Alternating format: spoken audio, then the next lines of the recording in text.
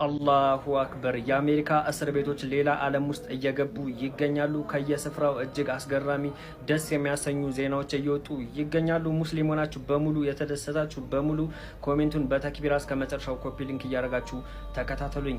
በአሜሪካ እስር ቤት ውስጥ የሚገኙ ሰለምቴዎች እጅግ ትላልቅ ስራዎችን እየሰሩ ሲሆን አሁን እየተሰማ እንዳለው ከሆነ በአሜሪካ እስር ቤት ታሪክ ተሰምቶም ታይቶም በማይታወቅ መልኩ አዛን እየተባለ በርካታ ሰዎች በጀማ ሰላት እየሰገዱ ይገኛሉ። መጀመሪያ አካባቢ ይከለከሉ ነበር። አሁን ዘገባዎች እያሳዩ እንዳሉት ከሆነ ግን አሁን መከልከል ተትቷል። ምክንያቱ ደግሞ እነዚህ የሰለሙ ሰለምቴዎች እጅግ የባህሪ ለውጥ እያሳዩ ስለሆነ ነው።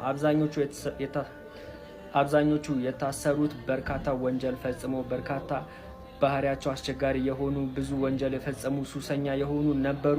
ነገር ግን እስልምና ውስጥ ከገቡ በኋላ እጅግ ስነ ምግባራቸው ታንጾ እጅግ ያማረ ስነ ምግባር ያላቸው ጥሩ እስረኞች ሆኗል። በዚህም እነሱ ደስተኛ ናቸው። ከሰለሙ በኋላ እጅግ የተረጋጋ ባህሪን ያላቸው አሁን ደግሞ በርካታ ሰዎች እነሱን እያዩ እየሰለሙና ጀማው እየሰፋ እንደሆነ እየተሰማ ይገኛል። ኢንሻአላህ ከእስር ቤት ውጭም ያለው የአውሮፓ የእስልምና መስፋፋት ያለውን ነገር ሁሉንም ታውቃላችሁ። ሙስሊም ሆናችሁ በሙሉ በደንብ ሼር፣ ኮፒ ሊንክ፣ ሪፖስት እያደረጋችሁ አዳርሱት። ኮሜንቱን በተክቢራ